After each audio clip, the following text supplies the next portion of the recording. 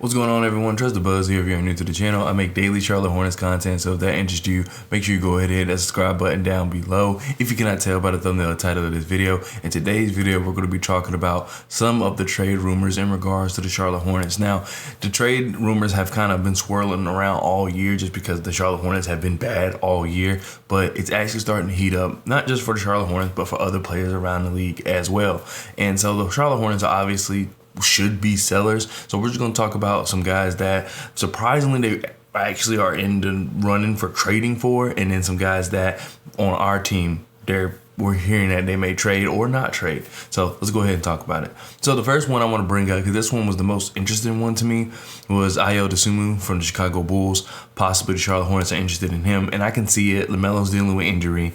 Dennis Smith Jr. has not quite been the all-around point guard he was at the beginning of the season. I'm not saying he was like an offense aficionado. However, his offense was much better. His defense is now okay as opposed to being great. So you can see the fall off. And then Theo Maledon is on a two-way contract. So it's very possible that if you get someone like Ayo Dosunmu who has shown he can start in the NBA, it's very possible that they could bring him off the bench and kind of get rid of those two guys, and Theo Maledon and Dennis Smith Jr. Now, you probably would ask, hey, Ayo Dosunmu, he's been like in and out of starting lineup for the Chicago Bulls. Why would he want to come off the bench? Well, he would be probably our best bench piece, like our pure sixth man, and I feel like that would interested him as opposed to kind of being a starting man somewhere already, and then possibly, you know how that goes. If you just don't have a good season or two, you get axed. So I feel like he could have more stability in his playing time if he was just a pure sixth man, because getting him, and you compare him with LaMelo, without LaMelo, it works either way. So getting him somehow would definitely help this team out a lot. And the Chicago Bulls, I don't know quite exactly what they'll be interested in. Maybe Kelly Oubre, maybe PJ. I highly doubt it, but we'll see when that trade comes. So that's one where it was just the name, except there was no like trade involved. It was just the name was popping up. Another one where the name was popping up is Caris LeVert from the Cleveland Cavaliers. So Caris LeVert is a very interesting player in my opinion. So first he was on the Nets, then he was on the Pacers, and then he now is on the Cavs. And he's someone that randomly will go off for 30, 35. He's someone that I feel like can, defend all the wing positions pretty well. He's someone that I feel like is a decent playmaker. But then he has games where he doesn't do anything. He's just out there running. So that's where it gets iffy with Caris LeVert. Now, depending on the rest of the roster, Caris LeVert at the two guard position next to LaMelo Ball could be very helpful. I don't see him. One, he gets paid a lot. Two, I don't really see him coming off the bench for the Hornets. And we're always talking to these guys as if they're staying, because you could also say it's just to offload Terry Rozier, offload Gordon Hayward, and then find something to do with the player later. That could also happen, but I'm just saying as far as keeping, because then you get too far into trying to figure out what's going to happen after. So we're just going to say how I feel about these guys in trading for them. So yeah, Caris LeVert, I feel like is a guy who you could have next to LaMelo. He does show signs that he can be an offensive threat. But like I said, he's also someone that's a pretty good defender. I'm not saying he's a great defender, but he's a pretty decent defender. So I feel like that would help him next to LaMelo Ball. But this one could be one, but it also could very easily be one where it's just offload Terry Rozier, offload Gordon Hayward, and then find something to do with Caris LeVert later. But I can see, because he's not that old either, I can see a world where he probably stays on the team at least for another year to see, what they got, because it's not like they're going to be in a rush. Not like they're going to get one player and all of a sudden be good. So that one is more of a project if they do decide to keep him.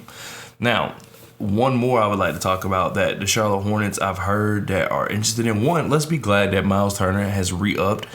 He has re-signed a deal. I think it was 2 years, 60. So he is not coming to the Charlotte Hornets. I feel like that's a good thing, because we've been linked to him for so long, and now it doesn't seem like he's going anywhere. So yeah, let's be happy for that. Another name that you see the Charlotte Hornets thrown around for is James Wiseman. So this one is going to be short and sweet. This doesn't seem like the Warriors are interested in trading James Wiseman, and then with the resurgence of Mark Williams, I don't see the point of getting James Wiseman, because of the fact that you're already having too many centers as is. So it could be, and I say too many getting minutes. Now it's not like one has stuck out more than the others, because Mason Plumlee has been playing well, Mark Williams has been playing very well in his minutes. So like I said, it's not like overall you can't choose, but more so it's that you're already dealing with the minutes. And Nick Richards wasn't that bad either, so that's something you have to think about.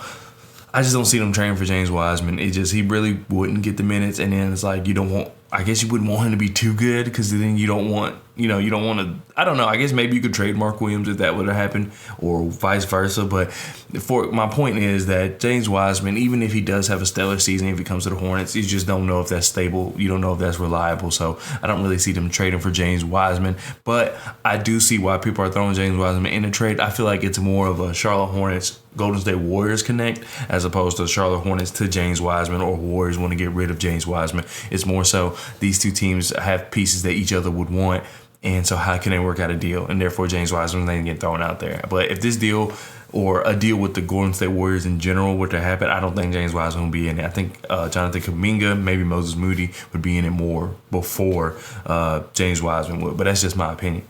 Lastly, I just want to talk about kind of a trade I saw, because like I said, you have to offload some players as well. So in order to even get these players, who are you trading up? So we're just going to talk about a couple of guys on the Charlotte Hornets that I've seen, just tossed around into what team and things like that. So the first one I want to talk about is Mason Plumlee. Mason Plumlee to the Warriors would be a perfect fit. So I get why people are people are linking the Charlotte Hornets and the Golden State Warriors, because Mason Plumlee on the Warriors would be a perfect fit, not expensive. He's a free agent after this year.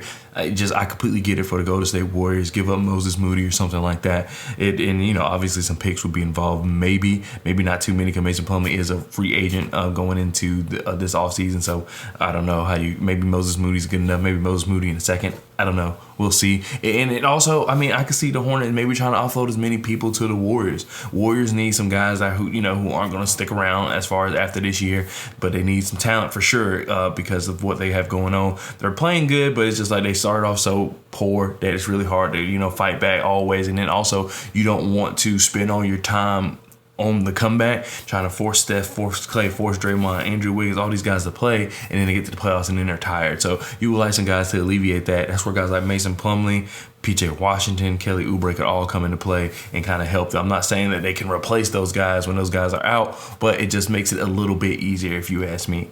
So that's one thing I completely see 110%. Gordon Hayward, he's more than likely not going anywhere. He can't stay on the floor. And then he still has 2 years left on his deal, so this year and next year. So maybe next year will be a better chance to get rid of him because he is an expiring contract. So if they move Gordon Hayward, I will be highly surprised. I just don't be surprised if they don't move him, because I don't see it happening. PJ Washington is another guy where, and I kind of did this in my last video, but we're doing more actual links. So PJ Washington's a guy that the Hornets are actually saying they may keep. Now, we know PJ Washington asked for $20 million at the beginning of the year. I don't know. Maybe he's come back to them, behind closed doors and was like, hey, I'm willing to go lower. And the Hornets are like, all right, we're interested. But $20 million's a lot. Based on last year, I wouldn't have been upset at the $20 million. I would have been weary about it, but I get it. You have to pay the player if you want to keep him. But this year, PJ just hasn't shown much at all. So, like I said, I don't know if he's brought the price down or what. But I know that what he's done this year hasn't made the Hornets be like, oh, he's definitely worth the $20 million he asked for. So I feel like if the Hornets are interested in keeping PJ Washington, either one, it's a smoke screen, so people will kind of up the price, because that happens all the time. Two, he did come behind closed doors like, hey, look, I get it. I may not be worth $20 million yet, so let's work out a deal. And the Hornets are like, okay, we're interested in that. Very possible. And then another one I want to briefly talk about, because I actually want to dedicate a whole video to this one, is Kelly Oubre. Kelly Oubre, after his injury, you would think that, he doesn't have any, no one's interested in him. That's not going to be true. Kelly Oubre was having a great season before he got hurt, and then he ended up, getting hurt. And so now he's not going to be available to literally right around the trade deadline, but I don't think that's going to deteriorate anybody at all. If anything, I think teams will see it as, oh, well, he's going to be ready. And it's also maybe cheaper because he is coming off that injury. So I don't think people are going to be hurt too much about Kelly Oubre being injured, especially with him being a free agent this year. It's not like it's a huge investment in a guy. So I still expect Kelly Oubre to get traded. Now, lastly, I want to talk about this trade because I saw it and it was interesting. It was very interesting. So I just want to talk about it. So Terry Rozier has been linked to the Clippers for a long time. I think 2 years ago was the hottest time of him being linked to the Clippers, where people were saying that it really might happen. And he's being linked to the Clippers again because they really can't keep Paul George and Kawhi Leonard on the floor. I don't know if it's by choice. I don't know if it's because those guys are really injured and they're trying to play. I don't know what it is, but they're really struggling to stay on the floor. And I could see why the Clippers are feeling like they need to do something. So I saw a trade it was Terry Rozier and Nick Richards for Luke Kennard, Reggie Jackson, 2 seconds, and then a top 10 protected first. Now, I don't like it. I mean, I do, but I don't. So, one, I understand on the side where Terry Rozier has a 4-year deal. I think after this season, it'll be a 3-year deal. And so, you're in a way, if you're the Clippers, you're doing the Hornets a favor because you're taking that contract off and you're giving the Hornets someone who, Reggie Jackson's a free agent after this year, and then Luke Kennard, not only is he an incredible 3-point shooter, but he only has 2 years left on his deal, and one of those years is a team option. So that's something you have to think about. Then you're also getting 2 seconds on top of that, and I guess maybe that's to compensate for Nick Richards, and then you get a first, a top 10 protected first. So that goes to the Hornets as well. And I feel like it's enough. I don't like the actual pieces, but as far as the whole package as a whole, I get it. And I understand that very well could happen. It's not the best trade in the world, but can the Charlotte Hornets really afford to be picky after the situations they put themselves in, after situations that they just seem to keep happening to this team? Are they in a position where, hey, we'll wait it out and see what other trade offers we get? I don't know. And that's not even a real trade offer. That's just an idea. But that's something that if it comes across Mitch Kupchak's desk, he's really got to consider taking, because you get off the Terry Rozier contract and you don't know what next year's going to be, because right now he's got a lot of people fooled. He's been playing extremely well lately, but before the season, his stats were super inflated.